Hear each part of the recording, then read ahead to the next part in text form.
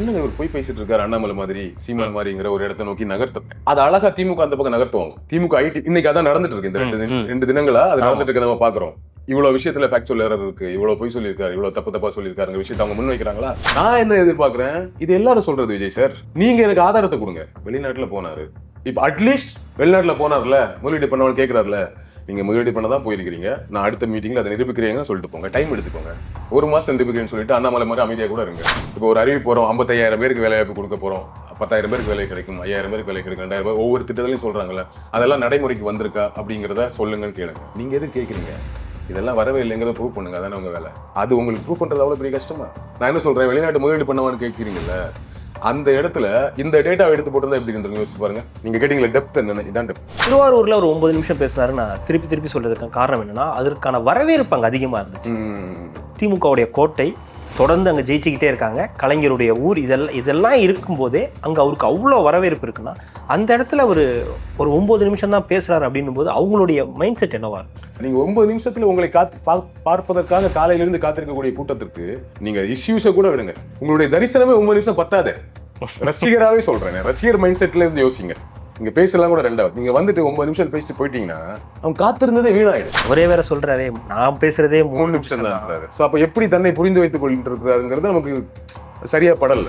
ஒரு அரை மணி நேரம் பேசுறதுக்கு ஒரு தொகுதியில விஷயம் இல்லைன்னா அப்ப அவங்க நல்லாட்சி கொடுக்குறாங்க அர்த்தமாயிடுச்சு. நான் என்ன சொல்றேன், உண்மையில ஒரு பிஜேபி பி டீமா இருந்தா அது ஆட்டோமேட்டிக்கா சாயம் எடுத்துரும். ரொம்ப நாள் அந்த சாயத்தை நீங்க மறைச்சு வச்சிருக்க முடியாது, அந்த மக்களை கண்டுபிடிச்சிருவாங்க. அவங்களுடைய செயல்பாடு தெரிஞ்சிருமே. இப்ப சீமான சொல்றாங்கன்னா நமக்கு ஏன் சந்தேகம், அவர் படிக்க கூடாதுன்னு சொல்றாரு யாரையுமே, அப்ப நமக்கு சந்தேகம் வருது.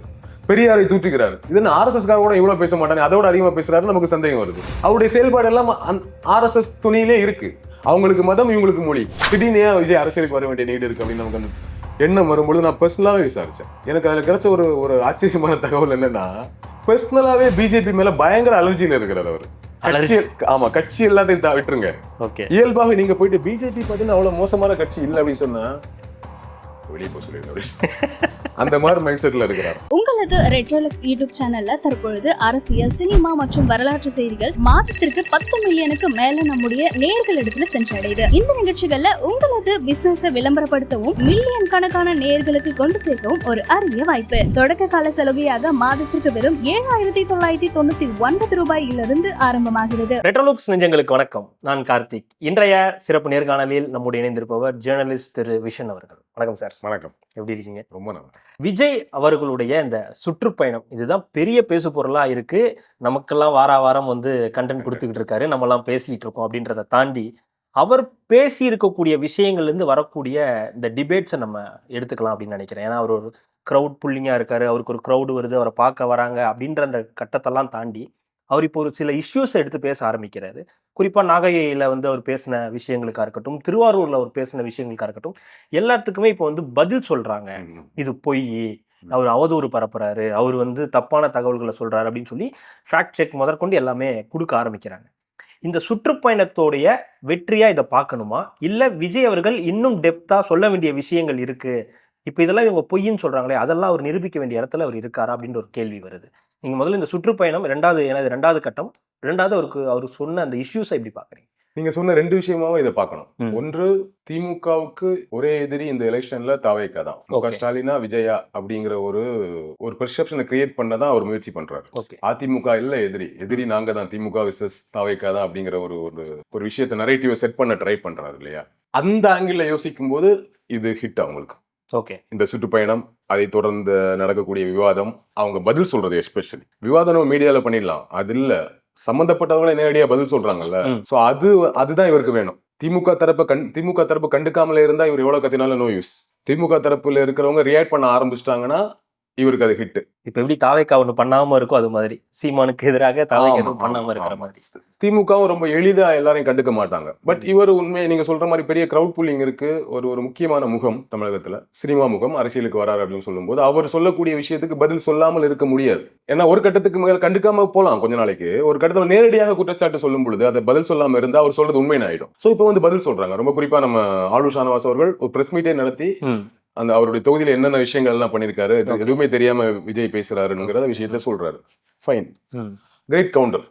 அப்படிதான் பண்ணுவோம். நீங்க பாட்டு என்ன வேணா சொல்லிட்டு போக முடியாது. வந்து பாருங்க சார், சும்மா நீங்க சொல்லிட்டு போவாதீங்க. இவ்வளவு விஷயம் பண்ணிருக்கிறோம் அப்படிங்கிற விஷயத்தெல்லாம் சொல்றாங்கல்ல. இது ஒரு ஒரு ஆரோக்கியமான விவாதமாவும் பார்க்கலாம். புதிதாக கட்சி ஆரம்பிக்கிறவங்க எல்லாருமே திமுக, அதிமுக மேல ரொம்ப மேம்போக்க குற்றச்சாட்டு சொல்லிட்டு போயிடுவாங்க. யார் வேணா சொல்லிட்டு போலாம்ல. 2 பேரும் சேர்ந்து நாட்டை அழிச்சிட்டாங்கப்பா அப்படிங்கிறத ரொம்ப சிம்பிளா சொல்லிட்டு இருப்பாங்க. ரோட்ல போறவங்க கூட சொல்லிட்டு இருப்பாங்க. அது உண்மை கிடையாது ஆனா, இல்லையா? அப்போ கட்சி அவர்கள் பேசுவதை தாண்டி ஒரு கட்சி தொடங்குறவங்க அதே ஆங்கிள் பேசும் பொழுது அது உண்மை கிடையாதுங்க. நாங்க இப்போ ஆளுஷா நவாஸ் சொல்றாருன்னா நீங்க கிட்டத்தட்ட அந்த மாதிரி தான் இங்க பல எம்எல்ஏக்கள் வேலை செய்வாங்க. கிட்டத்தட்ட சில இடங்கள்ல முன்ன பின்ன இருக்கலாம். பட் ஒரு பெரும்பாலான தொகுதிகள்ல அப்படித்தான் வேலை நடக்கும். நம்ம ஒரு பானை சோட்டுக்கு ஒரு சோறு பதம்ங்கிற மாதிரி தான் நம்ம அதை புரிஞ்சுக்கணும். ஒண்ணு. இன்னொன்று, தமிழகத்துல உட்கார்ந்துட்டு ரொம்ப எளிமையா இங்க ஆஸ்பத்திரி சரியில்லை, கவர்மெண்ட் ஸ்கூல் சரியில்லை, சாலை வசதி சரியில்லை, இதெல்லாம் சொல்றதே வந்து ஒரு ஒரு ரொம்ப மேம்போக்கான பாலிடிக்ஸா நான் பார்ப்பேன். நம்ம இந்த ஊர்ல தான் பிறந்திருக்கிறோம். இந்த ஊர் முழுக்க, தமிழ்நாடு முழுக்க டிராவல் பண்ணியிருக்கிறோம். சின்ன கிராமங்கள் வரைக்கும் போயிருக்கிறோம். எலெக்ஷன் நேரங்கள் எல்லாம் போயிருக்கிறோம், பாக்குறோம். இவர்கள் சொல்கிற அளவுக்கு அவ்வளவு மோசமான ஸ்டேட் நம்ம ஸ்டேட் கிடையாது. ஓகே. ஒண்ணு, எல்லா ஸ்டேட்டை விட ரொம்ப ரொம்ப பெட்டர் ஸ்டேட்டும் கூட. ஆனா அப்போ சூப்பர், அப்போ ஒரு பிரச்சனை இல்லையானா நோ, பிரச்சனை இருக்கு. அந்த பிரச்சனை 25% இருக்கும். அது எப்பவுமே இருக்குன்னு வச்சுக்கோங்க. அது 100% ஆக்குறதுக்கான வேலையை யார் செய்வாங்கன்னா அவங்களே செஞ்சிருவாங்க. ஏன்னா 75% எப்படி வந்தாங்க? இப்ப நம்ம படிக்கிற காலகட்டத்துல கவர்மெண்ட் ஸ்கூல்ஸ் இருந்த மாதிரியா இப்ப இருக்கு? இல்ல, பெட்டரா. நான் மேனேஜ்மெண்ட் ஸ்கூல்ல தான் படிச்சேன். அரசு உதவி பெறும் பள்ளியில படிச்சேன். அரசு பள்ளிகளை பாக்குறோம். எங்க வீட்டுல இருக்கிறவங்களே அரசு பள்ளிகளை வேலை செய்யறாங்க. நான் பாக்குறேன் அங்க என்னென்ன விஷயங்கள் நடக்குதுங்கிறத பாக்குறேன், எவ்வளவு டெவலப் ஆயிருக்கிறத பாக்குறேன். அப்ப பிரச்சனை இல்லைன்னா பிரச்சனை இருக்கு. அங்க இருக்கக்கூடிய பிரச்சனையை ப்ராப்பரா அட்ரஸ் பண்ணணும். நான் ஒண்ணு சொல்றேன், அங்க வந்து தூய்மை பணியாளர்கள் இருக்காங்கல்ல ஸ்கூல்ல, ஆமா, அவங்களுக்கு கொடுக்கக்கூடிய சம்பளம் எவ்வளவு தெரியுமா? வெறும் 1000 ரூபாய் மாசத்துக்கு. ஆமா, காலை உணவு திட்டம் வராங்கல்ல, ஒருத்தர் வேலை செய்ய முடியுமா? ஒரு ஸ்கூல்ல இருக்கக்கூடிய 50 ஸ்டூடெண்ட்ஸ் மினிமம் இருக்கிறாங்க. ஒரு கவர்மெண்ட் ஸ்கூல்ல நிறைய இருக்கிற ஸ்கூலும் இருக்கு. ஒருத்தர் வேலை செய்ய முடியுமா? மிடில் ஸ்கூல்ல எக்ஸாம்பிள் எடுத்துக்கலாம். அவங்களுக்கு அங்க வந்து இதுக்காக கொடுக்கக்கூடிய தொகை வந்து வெறும் 5000 ரூபாய் மாசத்துக்கு. 2 பேர் 3 பேர் சேர்ந்து அந்த வேலையை செய்ய முடியுது. அந்த 5000 ரூபாய் அவங்களும் பிரிச்சுக்கணும். இப்ப இந்த மாதிரி விஷயத்தை அட்ரஸ் பண்ணணும். ஓகே. ஸ்கூல்ல பில்டிங் சரியில்லை, டாய்லெட் சரியில்லை, அதெல்லாம் சரி பண்ணிட்டு தான் வந்துட்டு இருக்காங்க. ஆனா இருக்கும் எக்ஸப்ஷனலா சில இடங்கள்ல, கிராமப்புறங்கள்ல ரொம்ப இன்டீரியர் இடங்கள்ல எல்லாம் கவனிப்பு இல்லாம கூட இருக்கலாம். அதெல்லாம் எக்ஸப்ஷனல். அதை அவங்களே சரி பண்ணிடுவாங்க. ஃபார் எக்ஸாம்பிள், மதிய உணவு திட்டம் வருது, சத்துணவு திட்டமா மாறுது, வாரத்துக்கு ஒரு நாள் முட்டை டெய்லி முட்டையா மாறுது. இன்னைக்கு காலை உணவு திட்டம் வரைக்கும் வந்துட்டீங்க.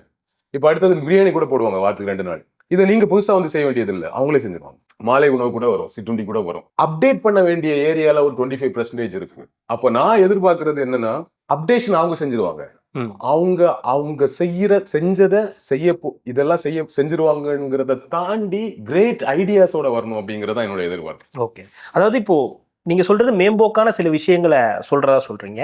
ஆனா அந்த மேம்போக்கான விஷயத்துக்கே இவ்வளோ இது வருது இல்லையா? அவருக்கு சொல்லிட்டாரா, ரியாக்ஷன்ஸ் வந்து அவர் அப்படி சொல்லிட்டாரு, பொய் பரப்பிட்டாரு அப்படின்னு சோசியல் மீடியாலையும் பார்க்க முடியுது. நீங்க சொன்ன மாதிரி ஆளுர் ஷா நவாஸ் அவர்கள் வந்து பேட்டி கொடுக்க ஆரம்பிக்கிறாரு.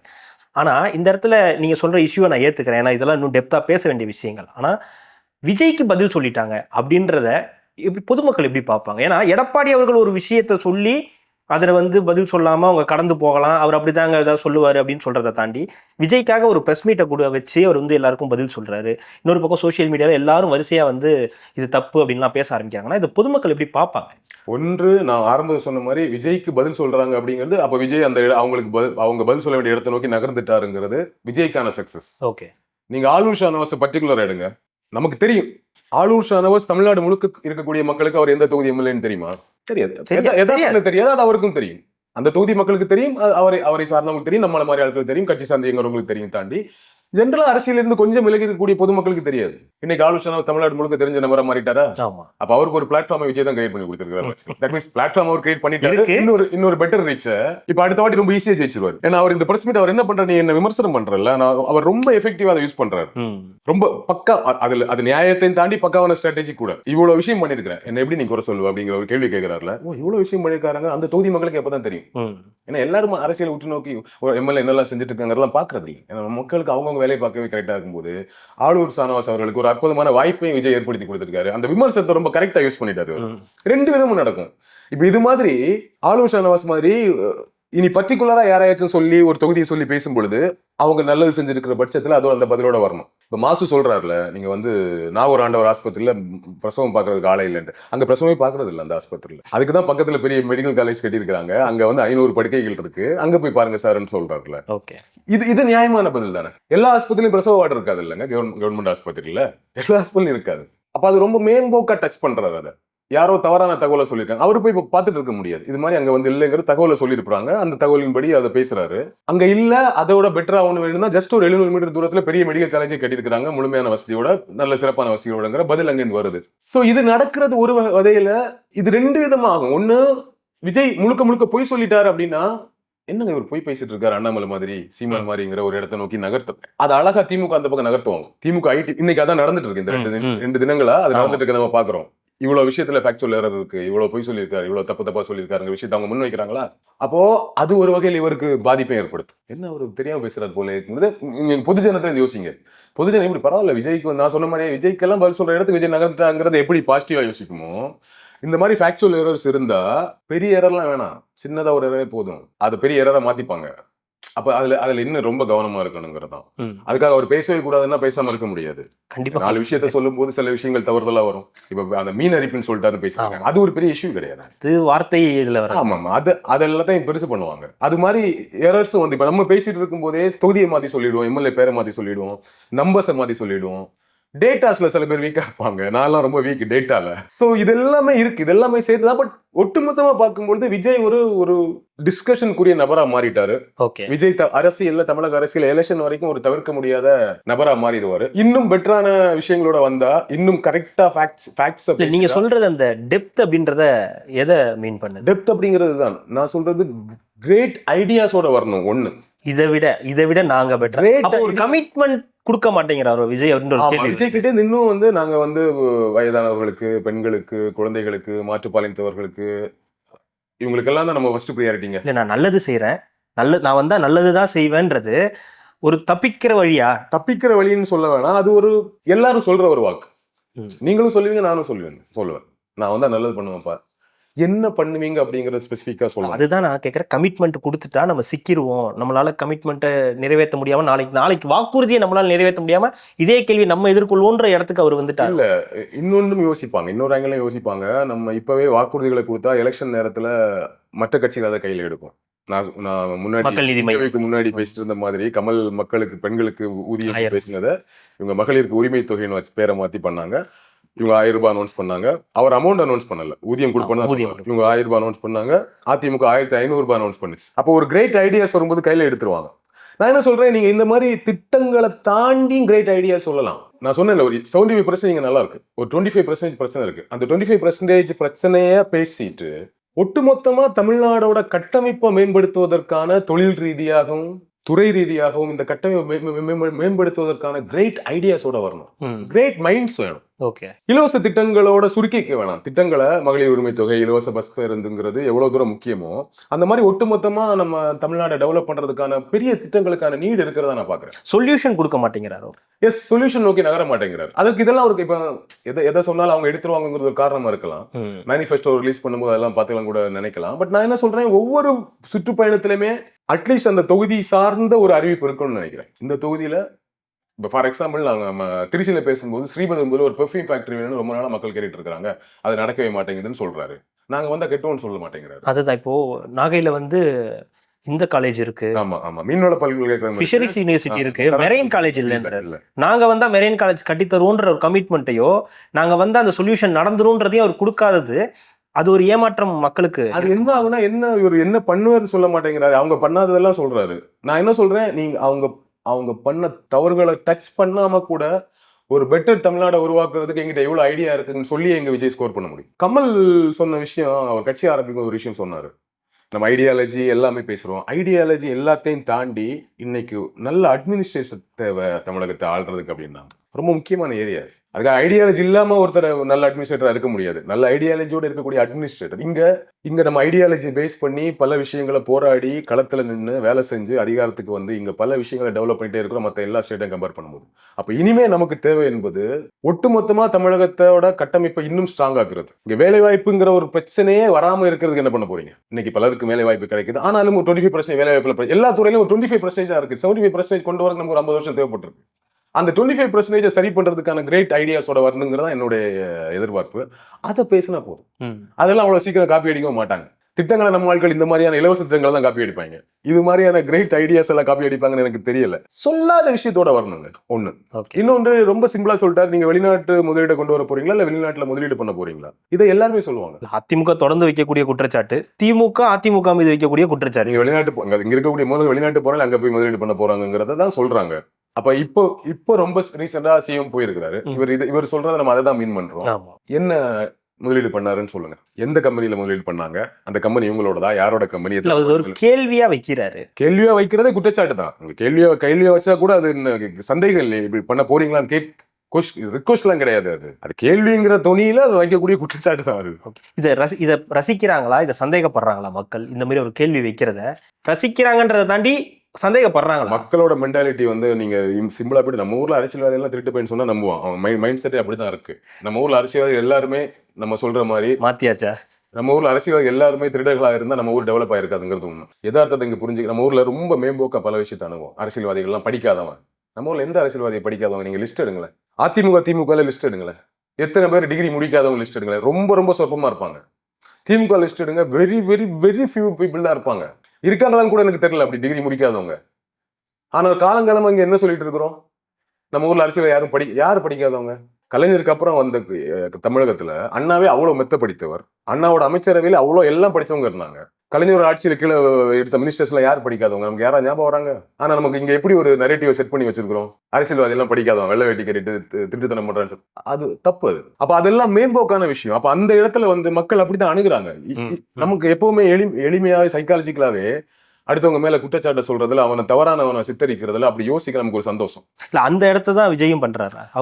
அதே ஆங்கிள் உட்காந்துட்டு இவங்க வெளிநாட்டுல முதலீடு பண்றாங்க பேசுறத, ஆமா இல்ல வெளிநாட்டு அப்படி நினைப்பான். அது ஒர்க் அவுட் ஆகும். ஆனா நம்ம அதை அப்படி அணுகக்கூடாதுன்ற. நான் என்ன எதிர்பார்க்கிறேன், இது எல்லாரும் சொல்றது விஜய் சார், நீங்க எனக்கு ஆதாரத்தை கொடுங்க. வெளிநாட்டுல போனாரு, இப்ப அட்லீஸ்ட் வெளிநாட்டுல போனார்ல, முதலீடு பண்ணவனு கேட்கிறாருல, நீங்க முதலீடு பண்ணதான் போயிருக்கிறீங்க, நான் அடுத்த மீட்டிங்ல அதை நிரூபிக்கிறீங்கன்னு சொல்லிட்டு போங்க. டைம் எடுத்துக்கோங்க.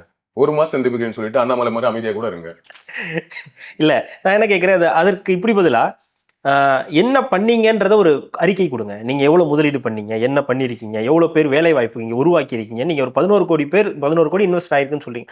அந்த மாதிரி கேட்டா கூட ஒரு பெட்டர் வெள்ளை அறிக்கை கேளுங்க. அதுக்கு நிறைய பேர் கேட்கறாங்க. விஜய் கேட்கட்டும். அதை இந்த வாட்டி போனீங்களா, இதோட எவ்வளவு வந்திருக்குங்கிறது அது ஆக்சுவலி அறிவிப்புகள் வந்துட்டு தான் இருக்கு.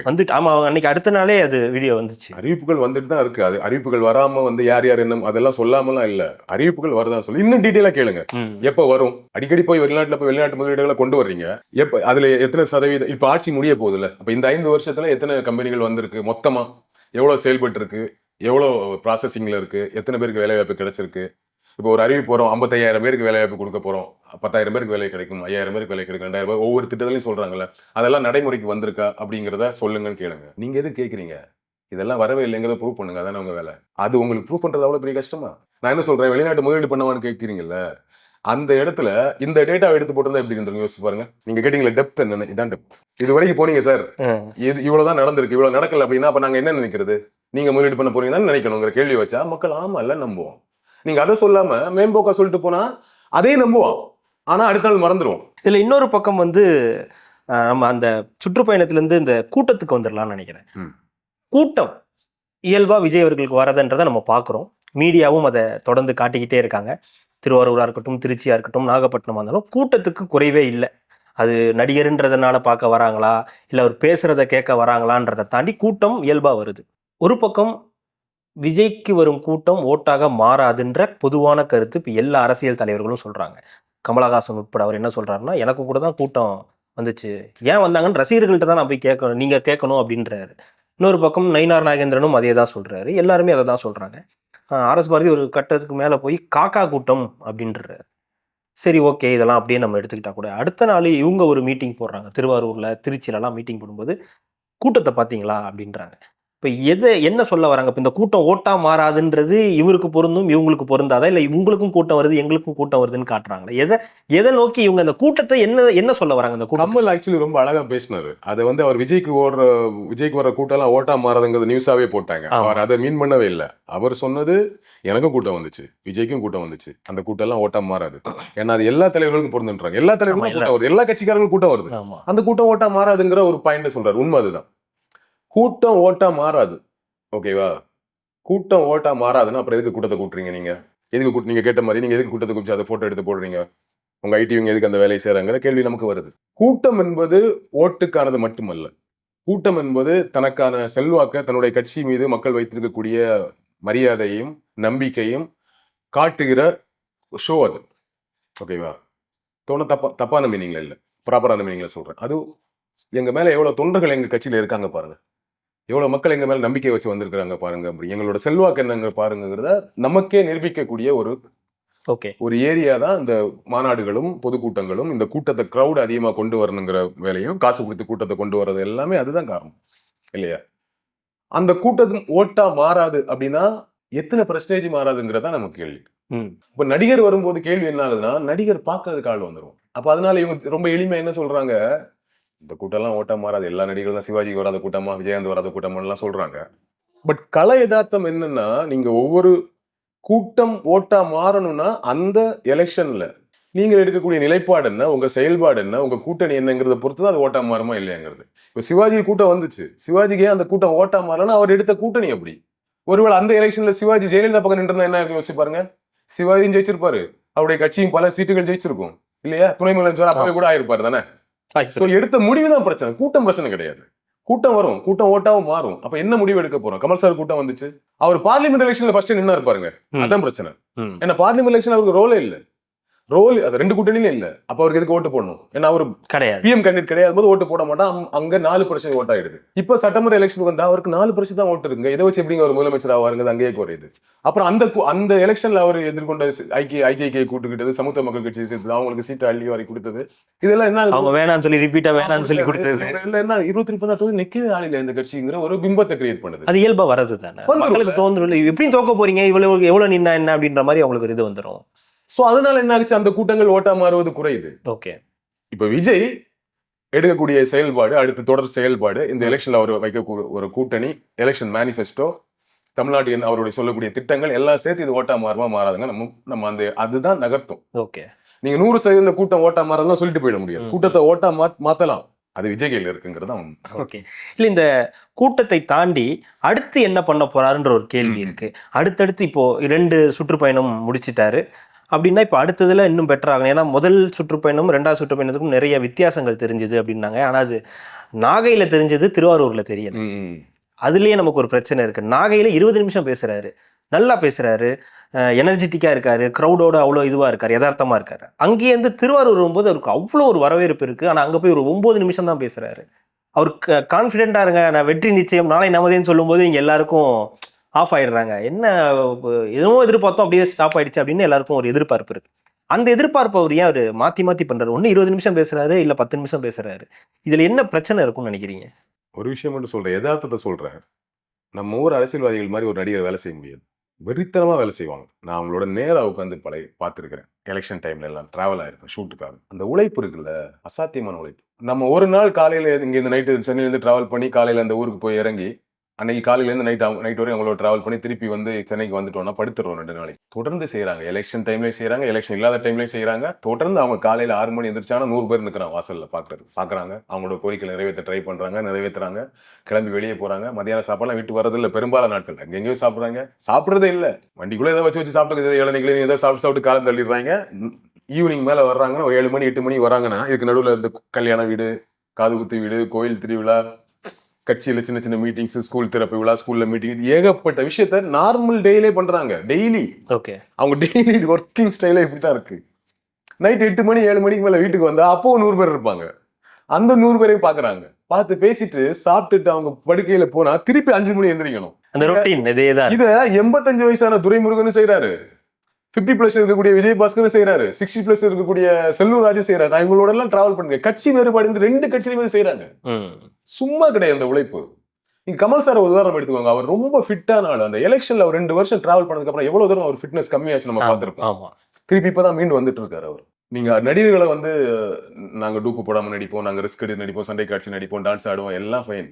இது வேற. பிசிக்கலாவே இங்க நிறைய பிரச்சனை இருக்கு. ஓகே, ஓடிடுவாங்க. என்ன இவ்வளவு கஷ்டமா இருக்குமா இது அப்படின்னு நீங்க யோசிச்சு பாருங்க. அதுவும் ஒரு ரீசனா இருக்கலாம்.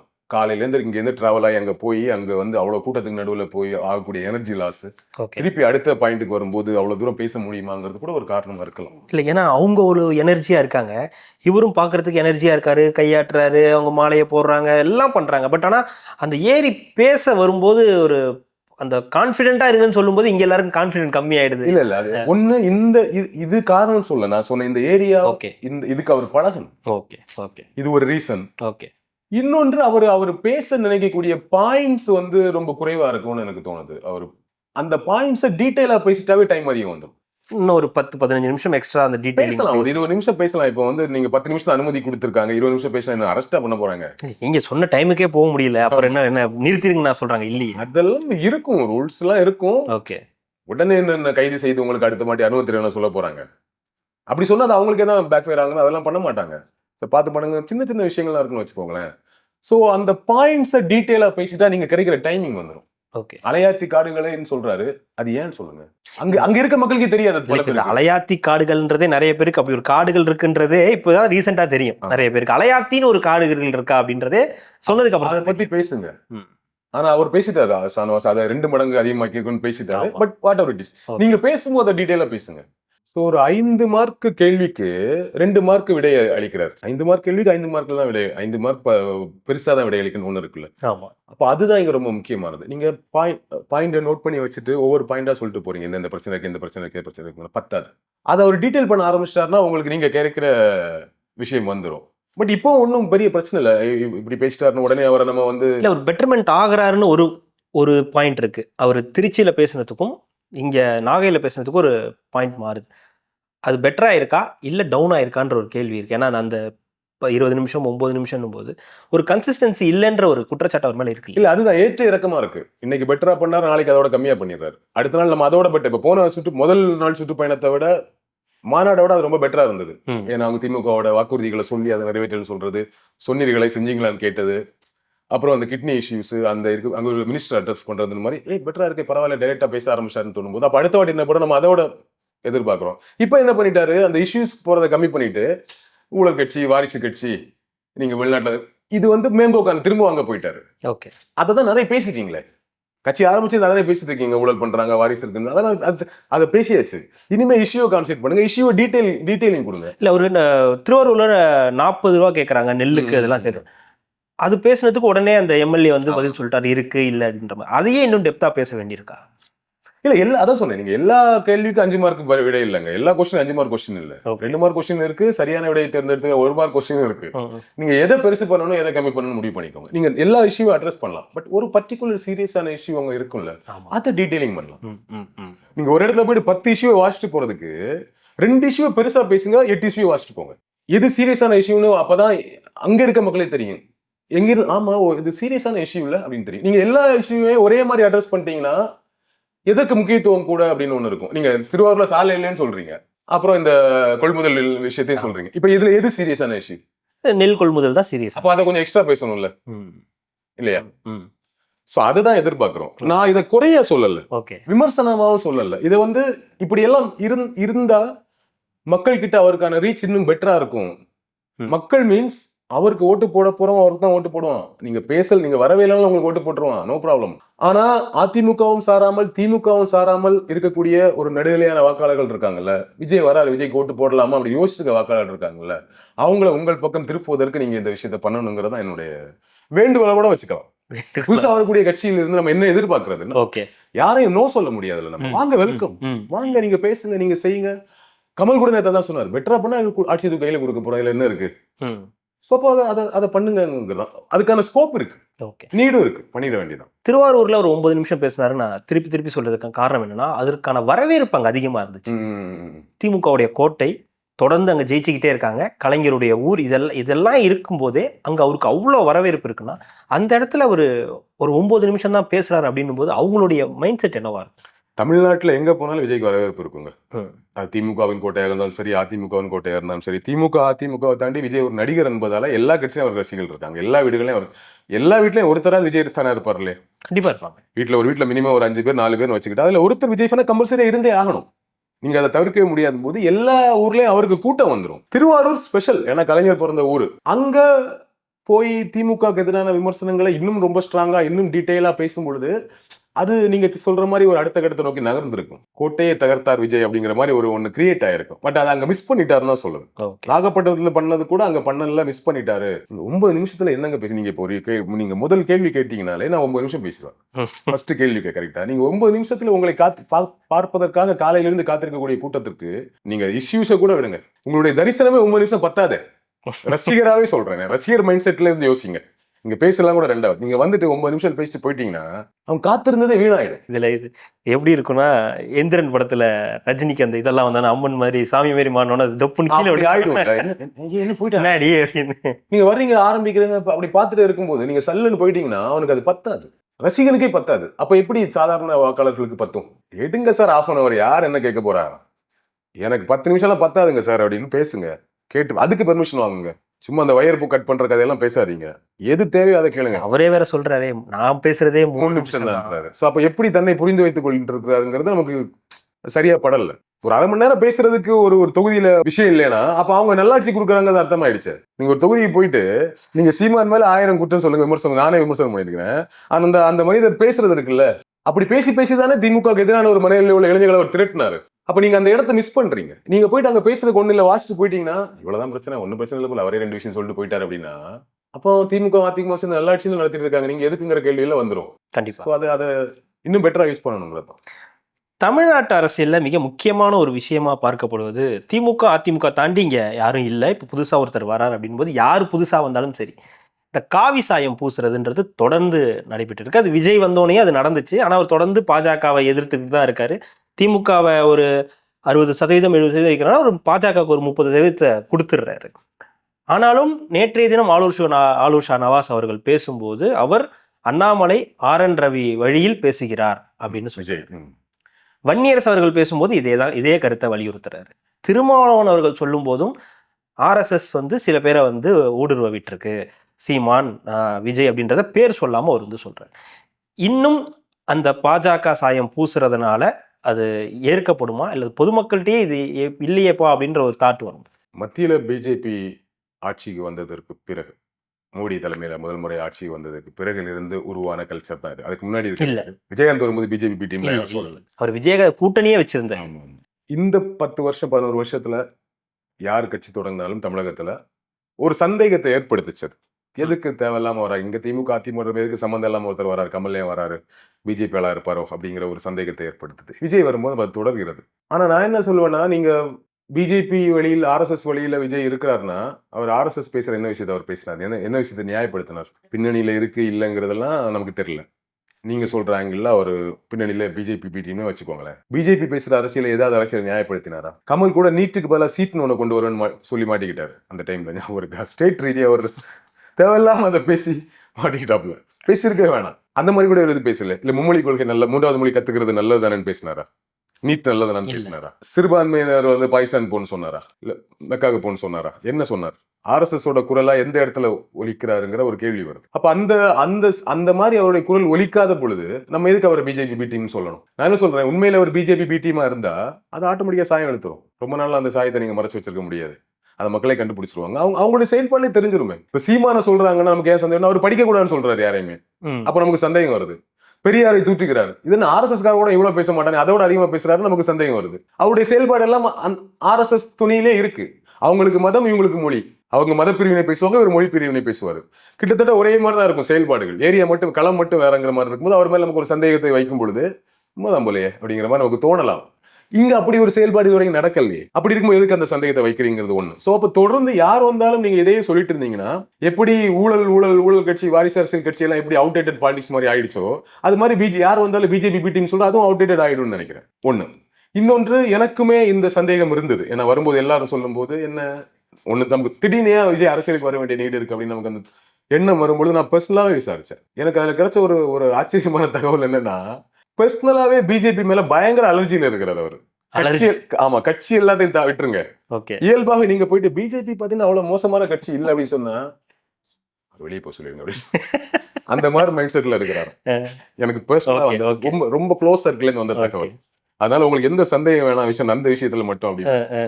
ஏன்னா நமக்கு வந்து ஒரு உண்மையாவே நமக்கு அது சார்ந்த ஒரு எண்ணம் இருந்துச்சு. ஸோ இது பர்சனல் தகவல். பட் அரசியல்ல உங்களுக்கு நிரந்தர நண்பர்கள், நிரந்தர எதிரிகள் எதுவுமே கிடையாது. காலப்போக்கில் என்ன வேணா மாறலாம். நீங்கள் பிஜேபியின் பி டீம் என்று தொடர்ந்து நீங்கள் பிரச்சாரம் செய்த கமல் இன்று உங்களுடன் இருக்கிறார். இப்ப நீங்க அப்ப அன்னைக்கு அவர் பிஜேபி பி டீமா இருந்து இன்னைக்கு திமுக பி டீமா மாறிட்டாரா, இல்ல அவர் எப்பவுமே இப்படிதான் இருந்து நீங்க தான் அவர் மேல அபாண்டமா பழி சுமத்திட்டீங்களா அப்படிங்கிறது நமக்கு தெரியல. சோ கால மாற்றத்தில் என்ன வேணா நடக்கலாம், அது வேற. ஆனா இன்னைக்கு இருக்க சிச்சுவேஷன் படி இந்த தேதி வரைக்கும் அவர் பிஜேபியின் பி டீமும் இல்ல, பிஜேபி மீது பெரிய ஒவ்வாமையுடன் இருக்கிறார் என்பது எனக்கு கிடைச்ச தகவல். ஸோ நான் அதை நம்பல, அந்த பிரச்சாரமும் எடுபடாது அப்படிங்கிறது என்னுடைய கருத்து. கண்டிப்பா சார், தொடர்ந்து பேசலாம். மிக்க மகிழ்ச்சி. நன்றி. நன்றி.